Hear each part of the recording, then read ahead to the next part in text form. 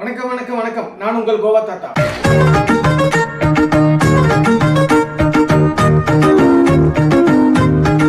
டைரியில் இன்னைக்கு என்ன பார்க்க போறேங்க? 4 விஷயங்க. ஆமாங்க. முதல் விஷயம், இப்போ நம்ம பிரதமர் மோடி தேர்தல் அறிக்கையை விட்டுருக்காரு. அதில் ஒரு 4-5 அறிக்கை 5 வருஷத்தில் நான் செய்வேன் அப்படின்னு சொல்லியிருக்காரு. அது எல்லாமே சிறப்பான ஒரு அம்சம்தான் எல்லாமே. அதில் எனக்கு ரொம்ப பிடிச்சது, இந்த 70 வயசுக்கு மேலே இருக்கிறவங்களுக்கு இலவசமாக நான் மருத்துவம் சேவை பண்ணுவோம் அப்படின்ற மாதிரி சொல்லியிருக்காரு. அது எனக்கு ரொம்ப பிடிச்சிருக்கு. மற்றதெல்லாம் கூட பிடிச்சிருக்கு. ஆனால் அது எனக்கு அந்த 70 வயசுன்ற மேலே செய்கிறது ஏன்னா 70 வயசுக்கு நிறைய பேர் கை விட்டுட்டு இருக்காங்க. அவங்களுக்கெல்லாம் இப்போ இந்த மாதிரி ஒரு அறிவிப்பு ரொம்ப எனக்கு அந்த இதில் தெரியுது. எனக்கு நிறைய பேர் இந்த மாதிரி அவங்களால மருத்துவம் பண்ண முடியாமல் கொஞ்சம் கஷ்டப்படுறாங்க. அவங்களுக்கு இலவசம் கொடுத்து அவங்களே பார்த்துக்குவாங்க. இது நல்ல எதிர்பார்த்த நான் திட்டம் இது.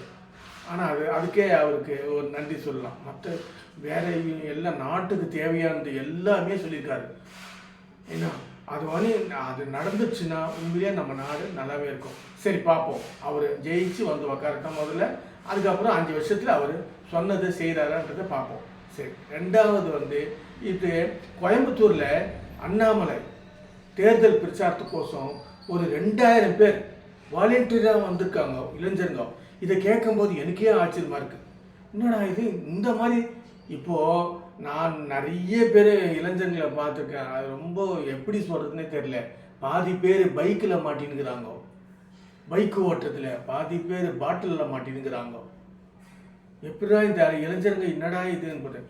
ஆனால் இந்த மாதிரி வாலண்டியராக அவருக்கு அண்ணாமலை தேர்தல் பிரச்சாரத்துக்கு வாலண்டியராக வந்திருக்கிற கேள்வி வரும்போது வாலிபர்களும் நல்ல வாலிபர்களும் இருக்கிறாங்கன்றது எனக்கு ஒரு திருப்தியே தருது. சரி, மூணாவது நம்ம என்ன பார்க்க போகிறோம்னா, அண்ணாமலை நம்ம மதன் கௌரி அவருக்கு பேட்டி கொடுத்துருக்காரு. மதன் கௌரி எப்படியாப்பட்ட ஆள் தெரியுமா? என்னை பொறுத்த வரைக்கும் என்ன, இந்த நீட்டை ஒழிப்புன்றதுக்கு, இந்த இந்தி திணிப்பு அதுக்கெல்லாம் ஒரு ஆறுதலாக இருக்கிறவர்.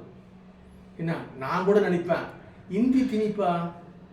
இவர் படிச்சு தானே இருக்காரு, இவர் சொல்கிறாரு இந்தி திணிப்புன்னு எப்படி அப்படின்னு கூட நான் நினைப்பேன். அதுலேருந்து எனக்கு மதன் கௌரி இதுன்னு எனக்கு அவ்வளோவா பிடிக்காது. அப்படியாப்பட்டவருக்கு அண்ணாமலை பேட்டி, 2 பேருக்கும் பேட்டி. இதை கேட்கும்போது எனக்கே ஆச்சரியமாக இருந்தது. ஆனால் மதன் கௌரியே ஒரு வார்த்தை சொல்லியிருக்காரு. என்னடானா, அதாவது அந்த பேசுறதுக்கு முன்னாடி அந்த கேள்வி பதிலை முன்னாடியே, இதுக்கு முன்னாடி இருந்த தலைவருங்க முன்னாடியே பார்த்துக்குவாங்களாம். அதெல்லாம் நமக்கு தெரியாது. ஆனால் இப்போ தான் தெரியுது இந்த மாதிரி பேசி வச்சுக்கின்னு பேசுறது. என்ன, இது அண்ணாமலை எனக்கு கடினமான கேள்விகளை நீங்கள் கேளுங்கன்னு மதன் கௌரி கிட்ட சொன்ன மாதிரியும் மதன் கௌரியே சொல்லியிருக்காரு. பாருங்க, இதை கேட்கும்போது எனக்கே ஆச்சரியமாக தான் இருக்குது. ஒருவேளை நாடு திருத்திடுமோ? எலெக்ஷனுக்கு அப்புறம் பார்ப்போம். சரி, அடுத்த வீடியோவில் சந்திப்போம். அடுத்த வீடியோவில் இன்னும் கொஞ்சம் காரசாரமாக வருங்க. சரி, பார்த்துக்கலாம். அது வரைக்கும் உங்களிருந்து விடைபெறுவது உங்கள் கோவா தாத்தா. வெல்கம்.